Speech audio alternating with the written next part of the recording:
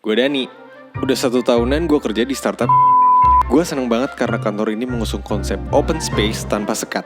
Gak cuman itu, sambil kerja, gue juga bisa bikin kopi gratis, makan gratis, tidur, main PS, dan pastinya main pingpong. Menyenangkan bukan hidup gue? Tapi gak juga. Gak banyak yang tahu kalau dibalik itu semua, gue lembur tiap hari, meeting tiap saat, dan ngelakuin apapun alias palu gada yang diminta kantor demi mencapai target perusahaan. Waktu itu gue lagi scrolling Instagram dan gue nemuin akun kucing, tapi bukan kucing garong. Namanya e-commerce. By the way, selamat datang di Dits. Ada pepatah yang bilang, hidup ini ibarat 2 sisi mata uang. Di balik kejayaan sebuah perusahaan, ada juga waktu, tenaga, dan mental yang harus dibayar. Dan akun e-commerce menjedot atensi publik karena menunjukkan sisi lain dari kehidupan tech company. Berawal dari maraknya fenomena di media sosial yang meromantisasi kehidupan bekerja di perusahaan startup. Sekelompok buruh digital berinisiatif membuat akun berisikan meme yang menunjukkan sisi lain bekerja di startup. Alasannya sangat sederhana. Ya iseng aja. Karenanya, pada tahun 2020 lahirlah akun Instagram e-commerce. Siapa sangka, konten e-commerce mendapat sambutan ramai dari netizen. Ada yang mendukung, tapi ada juga yang bilang toksik. Tahun ini, akun Instagram e-commerce mendapatkan lebih dari 200.000 pengikut yang biasa disebut MERS-fam. Akun yang pada awalnya hanya mengunggah meme lelucon, kini membuat konten yang lebih serius, yaitu mengungkap praktik kerja yang buruk dan pengumuman pemutusan hubungan kerja perusahaan, aka spill the tea. Bahkan, e-commerce juga meluncurkan petisi untuk melindungi hak-hak pekerja. E-commerce mengklaim dirinya sebagai komunitas pekerja tech company terbesar di Indonesia. Meski kelihatannya bercanda, tapi apa iya? Karena penasaran, gue coba tanya ke 24 temen gue yang juga kerja di tech company. Buat hasilnya, 22 orang tahu dan follow akun e-commerce.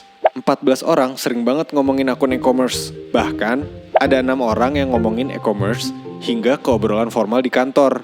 Dan 16 orang rasa butuh banget akun e-commerce. Pertanyaan selanjutnya, apa alasan buruh 4.0 menjadikan e-commerce sebagai sebuah community? Akhirnya dengan izin Allah, gue ngobrol lah sama 2 temen gue.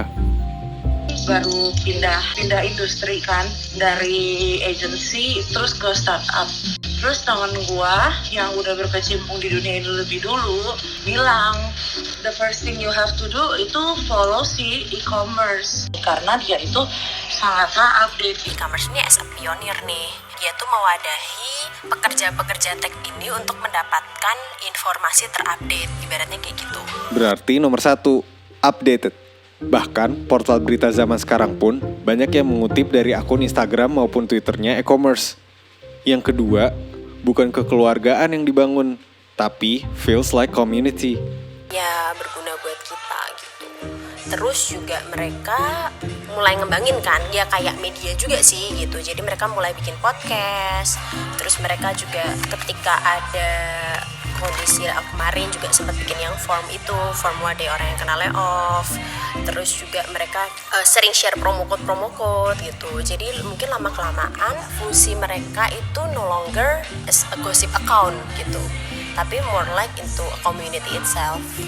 Si e-commerce ini bukan jadi sarang gosip gitu loh, tapi mereka tuh kayak bantu cariin solusi gitu. Dengan mereka waktu itu bukain kayak G-sheet gitu untuk kayak layoff form. Jadi kayak orang-orang yang terkena layoff tuh bisa banget kayak masukin data diri mereka, linkin mereka gitu. Dan untuk orang-orang yang kayak HR atau kayak job hunter gitu bisa banget kayak ngecek talent-talent yang berkualitas di situ gitu. Jadi yang ketiga, e-commerce ini solutif, bukan cuman gosip. Gak kayak hingga saat ini, ada sekitar 6.000-an orang terdampak layoff yang ada di sheet tersebut. Dan banyak diantaranya telah mendapat pekerjaan. Jadi di saat banyak orang yang meromantisasi kerja di startup, video ini sedang meromantisasi sebuah akun lucu-lucuan yang gak cuma berani protes, tapi berani ngasih solusi. PS, they need more exposure on YouTube. Hehe. Cie.